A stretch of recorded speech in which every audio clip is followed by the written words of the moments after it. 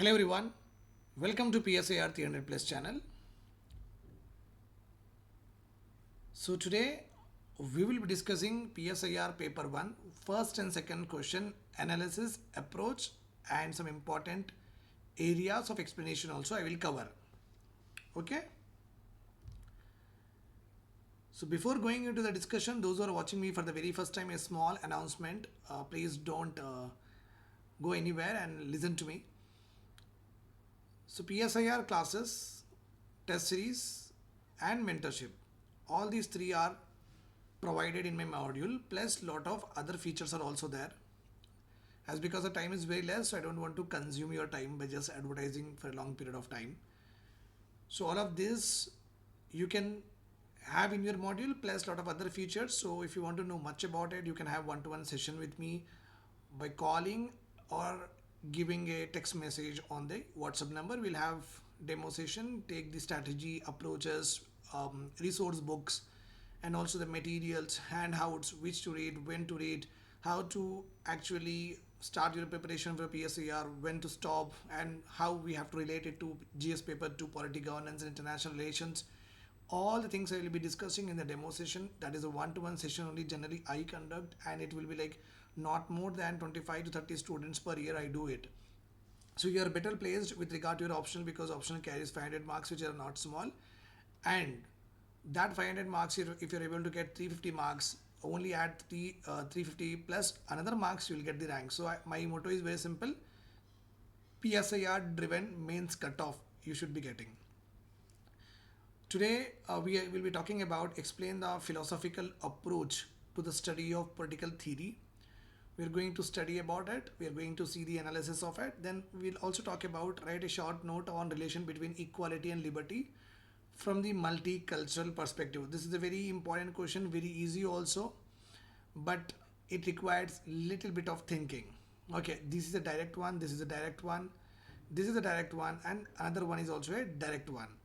So basically, this is the elite class of democracy. I have already spoken in the PSAR short also. Elite class of democracy today also we will be experiencing in our country, and has been the same since the time of independence. So all the questions, the first section you will be having 5 questions will be there. All of them you have to answer. There won't be an internal choice. So your mandatory compulsory questions, all of these 5. So every question carries 10 marks. So you'll get around 50 marks. So one should get around 7 here. One should get around 7 here, 7 here, 7 here, and you can get around 60. So basically your score should stuck at 40 when you are doing these 5 questions. Okay, now let us start our discussion with philosophy. Just imagine a point here, that as like you are educated and you have learnt about much in your life since the childhood, since the education system has given you a lot of values, the cultural values you have got through the culture of India, and the religion values you have got with regard to your religion, so and so forth. Now if I ask you what is a philosophy, the problem with the most of the student is they don't understand the word philosophy in a better manner. They generally have a common understanding that philosophy is nothing but ideals that we put on, but you have to definitely stratify it. You definitely disintegrate the word in order to get more and more dimensions to talk about it. If you're not having that particular approach to a particular word, which is a proper approach with regard to the PSA syllabus itself, then it is very difficult what you're going to write for the 10 marks. Okay, now as you already are aware of this fact that our preamble is there, no, we call it as it has the philosophy of the constitution. So just imagine a point here, that when we talk about it has the philosophy or a constitution, the complete constitution 395 plus articles are constituting the philosophy of our country, or constitute the philosophy of the country, the way it should be governed, the way the relationship between the government and the citizens should be envisaged or should be engraved. So that complete philosophy, that complete ideals, objectives with regard to discrimination, with regard to equality, with regard to duties, with regard to institutions, how they need to perform, all of these constitute what? Philosophy of our constitution. Okay, so if you just go through the preamble and whatever you learn about democracy, republic, sovereignty, secularism, etc., so and so forth, along with that, you will also talk about freedom, you will also talk about liberal, fraternity, all of these also you'll talk about. Okay, so there are some important directions given to the country itself in the form of what it has to be democratic, it has to be sovereign, etc. So and so forth. And government should promote fraternity, equality, liberty among the population. This is the core crux of our constitution itself. That's why our preamble is also called as I card or ID card of the constitution. So now let us talk about the philosophical approach when you're writing the answer in the examination. If you're writing this way, then definitely you're writing great. Philosophical approach to the study of political science could be traced back in the writings of ancient philosophers like Plato and Aristotle. When you're writing the paper one, if you're not quoting the political thinkers, then it will not actually suffice your answer. It is expected that you should be knowing all of this. So, philosophical approach to the study of political science has been given much of the importance with regard to philosophers like Plato and Aristotle.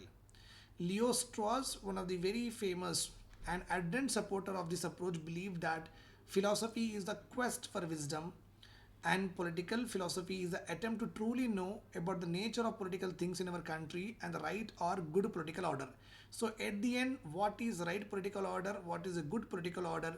Political order is nothing but here the government will be there, or the ruling people will be there, here the citizen.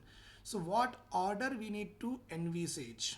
Okay, between and among the citizen we have got lot of acts we have actually formulated since the time of independence, like civil liberties acts we are having, like we are having Aadhaar card act is there, we are having that is any identity of your individuality also. Between us, between the civilians, between the citizens, lot of acts has been there with regard to marital affairs, with regard to crime, so lot of this. Okay, between government and citizen, what is more important, what order is there? First of all, the order here is slowly the order comes through various institutions established by the constitution itself, judiciary.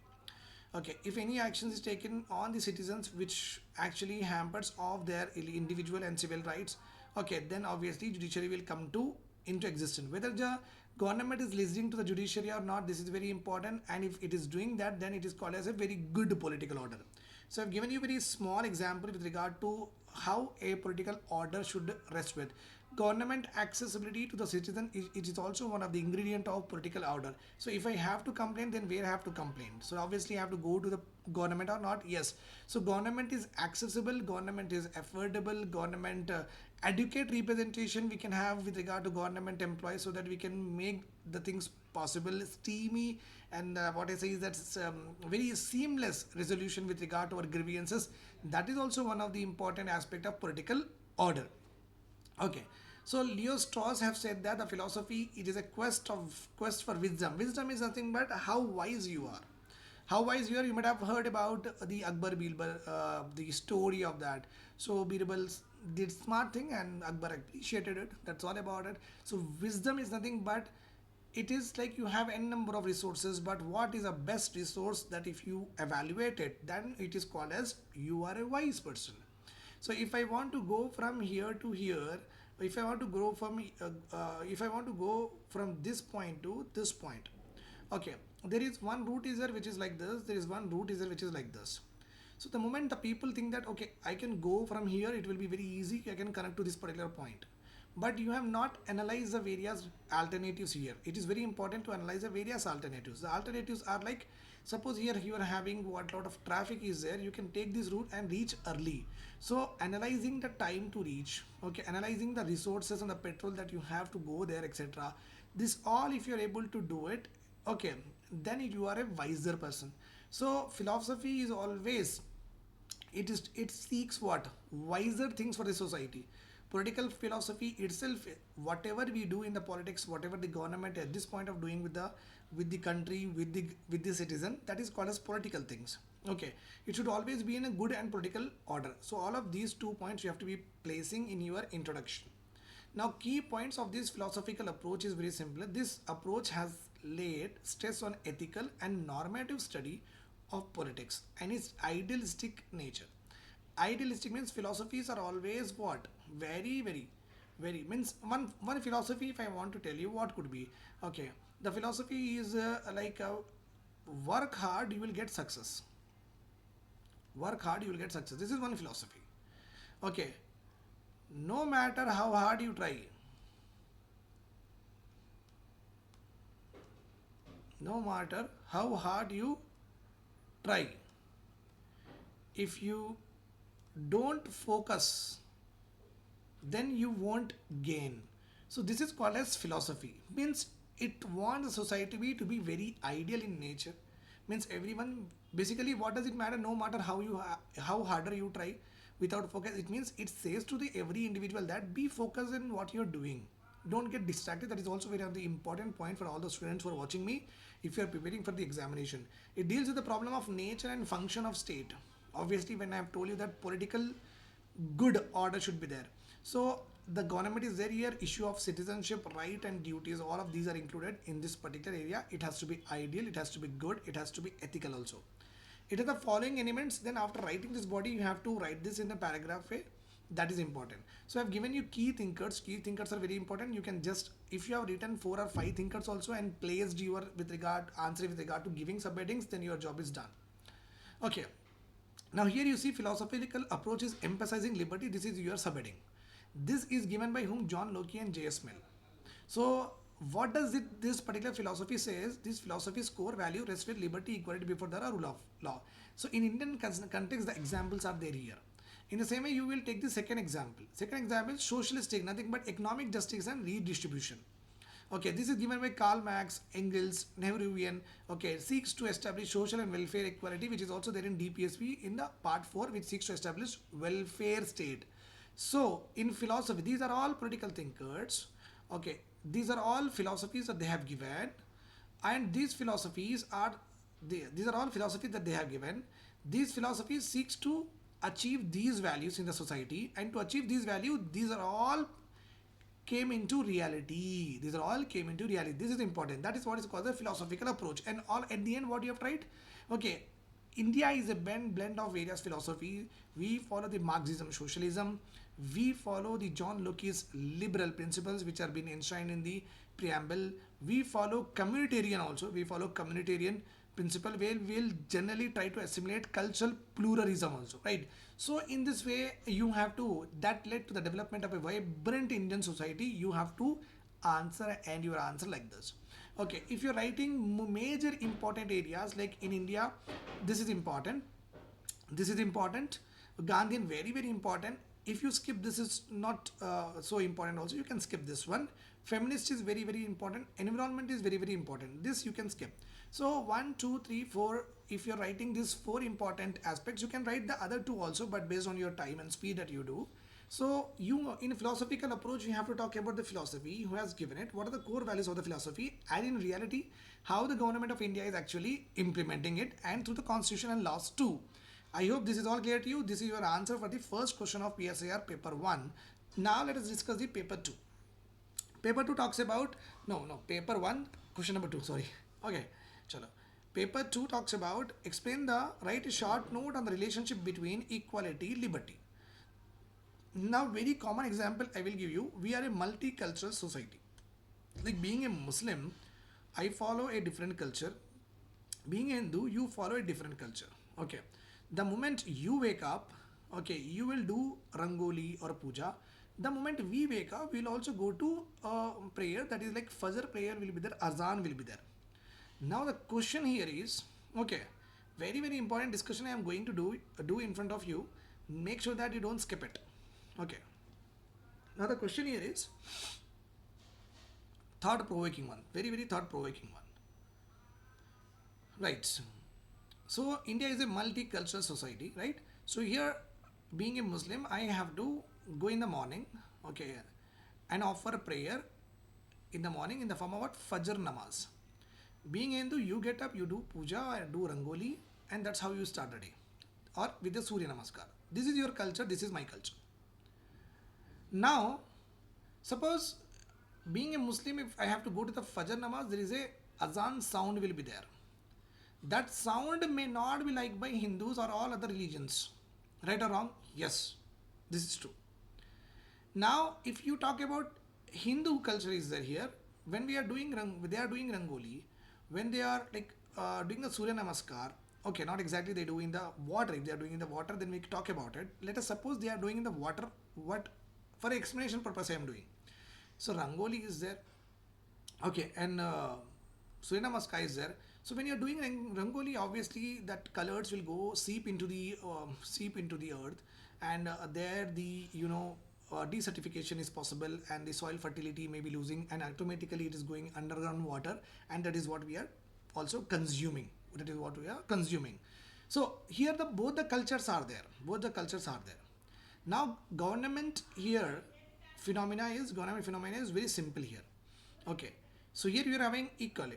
So each the communities are a Muslim community and Hindu community. They have the liberty to do that. Every individual has a liberty to do that. We are doing it as a community. We are doing it. We are liberal.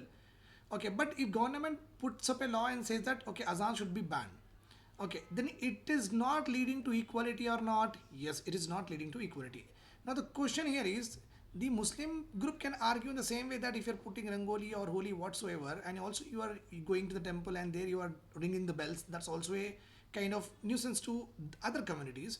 So if we go on talking like this, then how we are able to achieve this equality? So the very big challenge will arise or not. So if you take away their rights, problem will be there. If you take away their rights, problem will be there. So in the multiculturalism, how we are able to ensure the community liberty rights with respect to what? Giving them equality. This is what the question. So many of the students have not understood the question very well. That is the reason they are having a problem here. Okay. So when you are writing this question, you have to first of all write the challenges of multiculturalism.